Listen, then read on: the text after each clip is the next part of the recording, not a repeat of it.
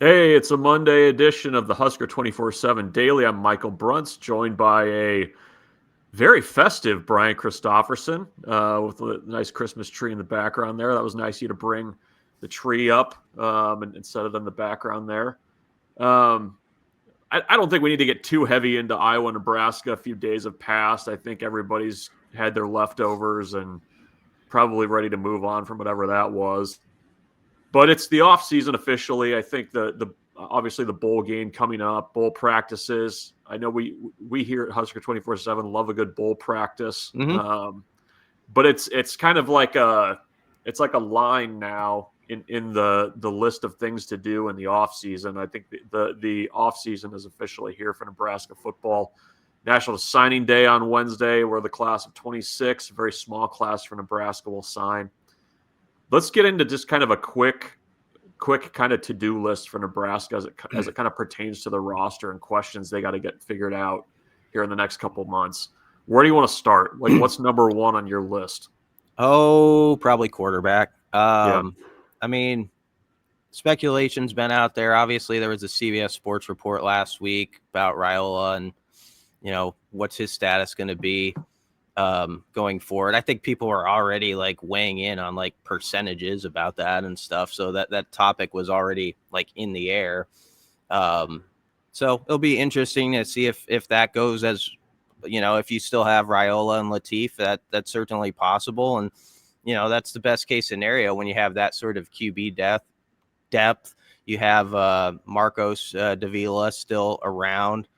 And Suckup, I think, is the other one. And that's it. That's your quarterback room. So if someone were to depart, and I'm just saying if someone were to do that, not saying that's happening, they are a little thin there. But it'd be interesting how they would proceed in such a situation, if that happened and if they needed to try to add someone as a depth piece, if someone were to depart. So that's going to be something obviously to track. And I think you want to get that firmed up sooner than later, even though the portal stuff doesn't happen until officially January 2nd through the 16th, right, Bruntz? I mean, it's something where you kind of got to know, where are we at in this room so we know how to go forward.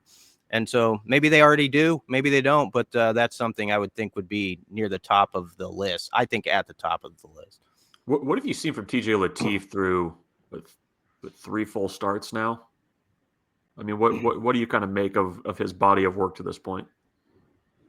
I'm optimistic about him. I know the last 2 games were challenging, and certainly when you realize that he had that bad hamstring basically in the second or third series against Iowa, really limited him as a runner and sort of what they could do.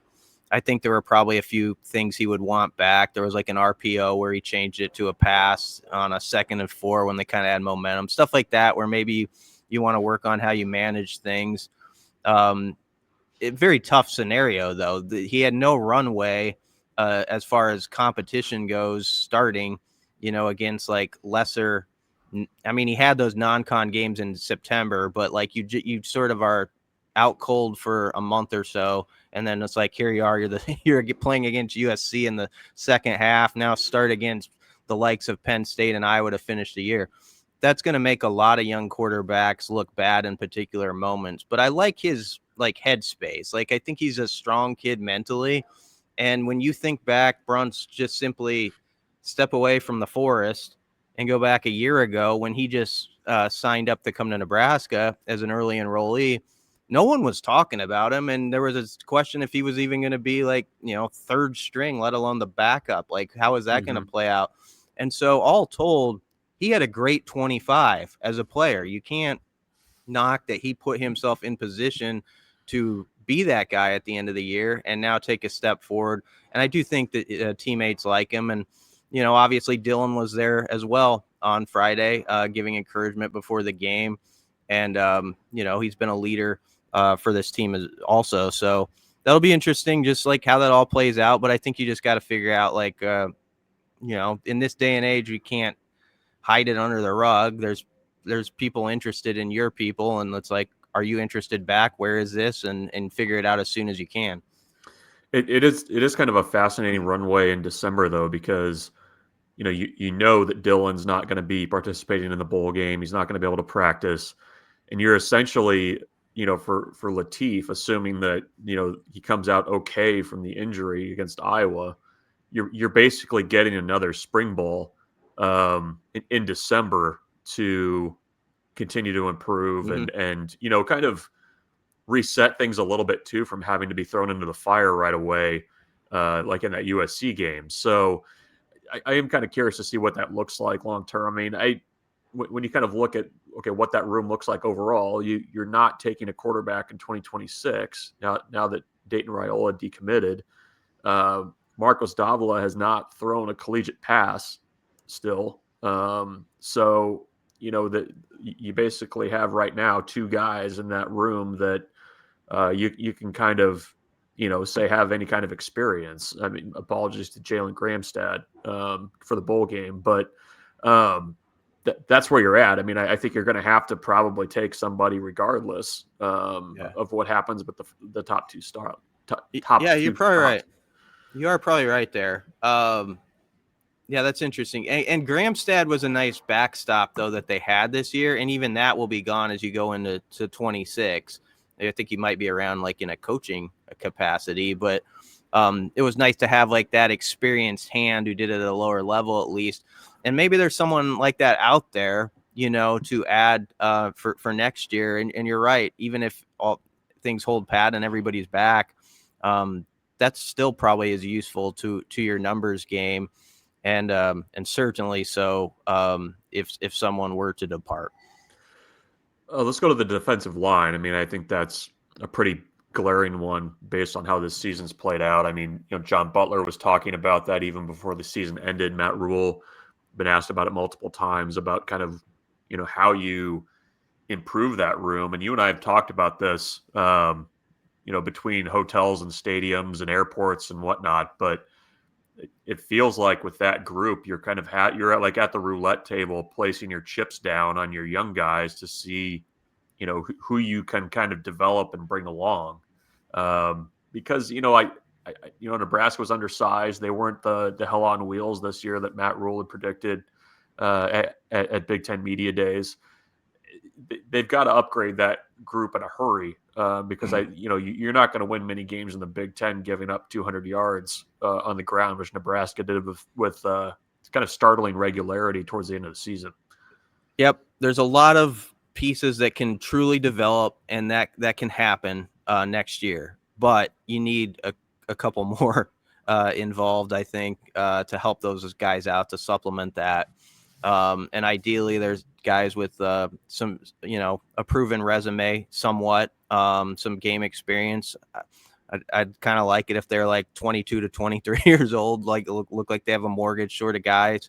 I just think that's sort of necessary in the Big Ten. It's not easy to do all the time, and Nebraska didn't succeed at it this year, but somehow you've got to get old, stay old on the D line. And honestly, I don't think you can go through a year like this again, where you're banking on so many guys who had barely played college football or limited snaps or are 19 to 20 years old and expect them to be a year or two ahead of what they were this year.